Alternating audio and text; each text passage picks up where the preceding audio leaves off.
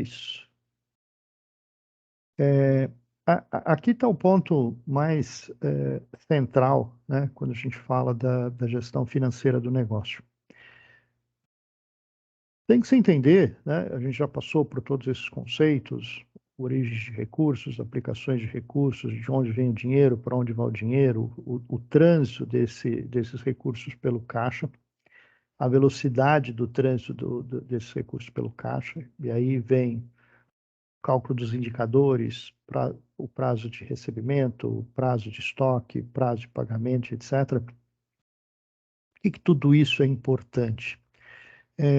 Porque, na verdade, a preocupação maior da empresa é com a saúde de caixa.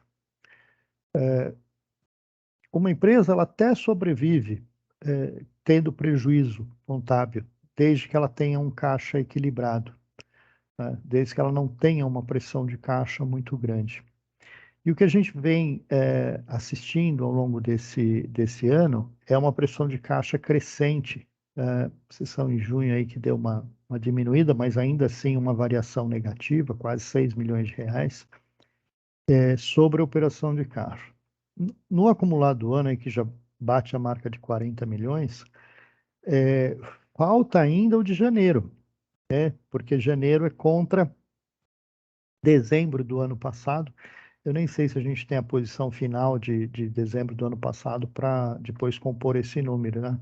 Mas que eu estimei entre 3, 4 milhões, mais ou menos isso. Mas não importa, em 40 milhões, 3 ou 4 a mais, não é, não é nem a solução, nem o tamanho do problema. O fato é que a gente vem mês a mês, em alguns meses mais fortes que outros, com essa puxada de valor bastante forte, tá? E isso impactando fortemente o nosso caixa. De onde vem isso, né? Dos saldos, das variações dos saldos finais de estoques, de contas a receber, de contas a pagar e adiantamento de clientes. Então, o que a gente vê, nós fechamos o mês de junho com 112 milhões em estoques, isso aí somados todos os estoques da empresa, contra um estoque inicial, ou pelo menos o de janeiro, dá para a gente mostrar o de janeiro para gente? Nós somos de 77 milhões. Quer dizer, fechamos janeiro com 77 milhões, que já era um crescimento com relação a dezembro, e nós chegamos a 112 milhões de reais. Só aqui nessa operação, a gente tem 40 milhões de reais a mais aplicados na operação. Em contas a receber, a gente fechou com 106 milhões, tendo saído lá em janeiro com 55 milhões. Né? Então, sempre é aquela condição. Nós estamos tendo um bom resultado, nós estamos segurando margens. Isso ajuda bastante, né? Porque seria extremamente complicado se a gente tivesse toda essa evolução e não tivesse margem. Mas a pressão de caixa está muito forte, porque quando a gente olha para o contas a pagar, você vê, a gente está com um estoque de 79 para 112, ou seja, a gente tem aí 20, 32, 33 milhões de estoque pago, né? Que é quando a gente compara com o nosso volume médio aí de operações, é quase o nosso custo de mercadoria vendida. Ou seja, nós temos pago, né, a venda de um mês.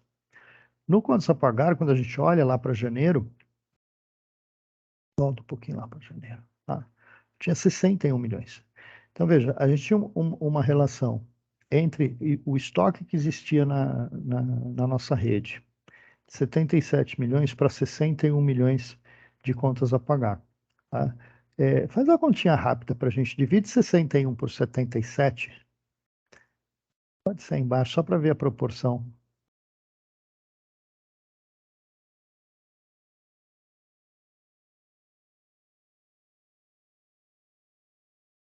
Peraí que tá carregante. 80% do estoque estava coberto com contas a pagar. tá? Quando a gente olha para a situação agora, se a gente fizer essa mesma conta em junho, tá? Vocês veem que essa proporção ela muda de maneira significativa, ela cai para 70%, tá? Então, é isso que vai gerando pressão de caixa. Quando você soma isso a, a quando você receber, que a gente não consegue ter a mesma relação de adiantamento de clientes, né? Se a gente olha o adiantamento de clientes, 15 milhões, era 14 no mês anterior. Se a gente for lá para janeiro,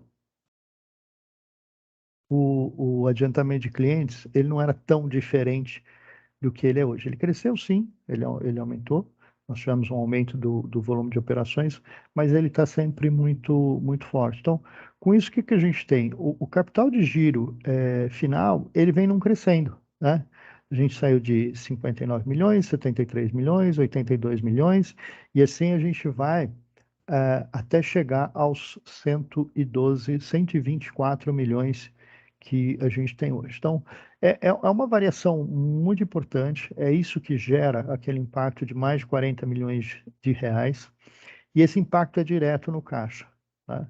Ou seja, como que ele impacta no caixa? Ele me obriga a antecipar pagamentos, né? Buscar linhas de crédito, postergar muitas vezes as operações com o fornecedor, usando floor plan, usando linhas de crédito, extensão de prazo, extensão de floor plan, etc., para conseguir suportar isso.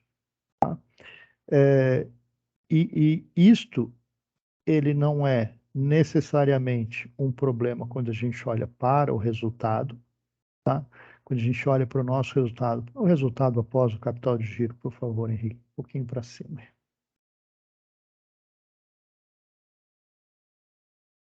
Tá? Ah, vejam que o custo de capital, ele já gerou, no primeiro semestre, quase 7 milhões de reais. Lembrando que a gente usa, para calcular isso, uma taxa de fomento, uma taxa baixa de financiamento de capital, que é a taxa de wholesale, né? Ou seja, a taxa com que a fábrica nos financia. Isso já representa um valor importante, tão importante quanto as principais contas de despesa. Então, se você pegar 7 milhões de reais, 7 milhões de reais é o que a gente gastou com administração do grupo inteiro. Tá? É, então, a importância disso, ele é muito grande. Ele realmente ele impacta o nosso resultado.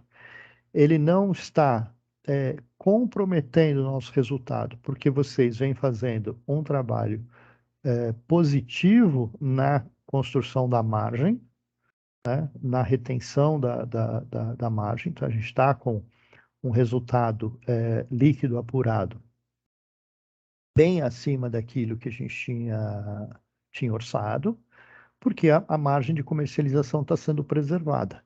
Então, isso aí é um mérito, né? Tem que ser reconhecido, é importante, mas ele tem esse efeito, né? Eu tenho 35 milhões de resultado e eu tenho 40 milhões de impacto no caixa. Tá? Quer dizer, se eu tenho 35 e 40 milhões de impacto no caixa, significa que eu cresci o meu capital de giro em 75 milhões. E 75 milhões é muito dinheiro. Tá? E isso a gente precisa ponderar, encontrar uma estratégia para efetivamente equacionar as questões que são naturais do negócio, a necessidade de estoque, ela existe, a necessidade de financiamento do cliente, ela existe, né? É, mas isso não pode gerar uma situação de risco, ou seja, de um eventual travamento, né? Nós temos um ano politicamente perigoso, né? Com eleições aí bastante divididas e ainda incertas.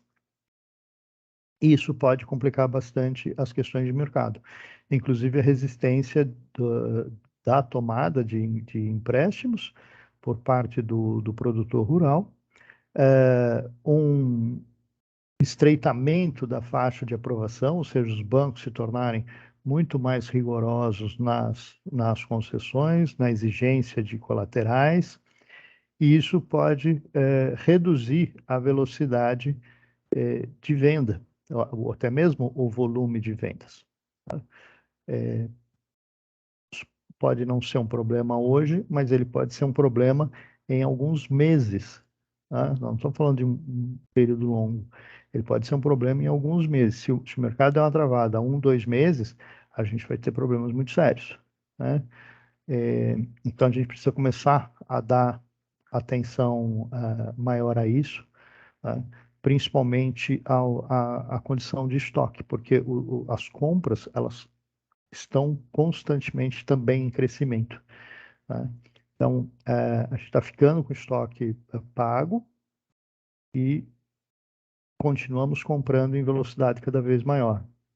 Então, isso aí precisa ter um equacionamento. Evidentemente, os senhores estão na operação e sabem mensurar aonde que isso pode pegar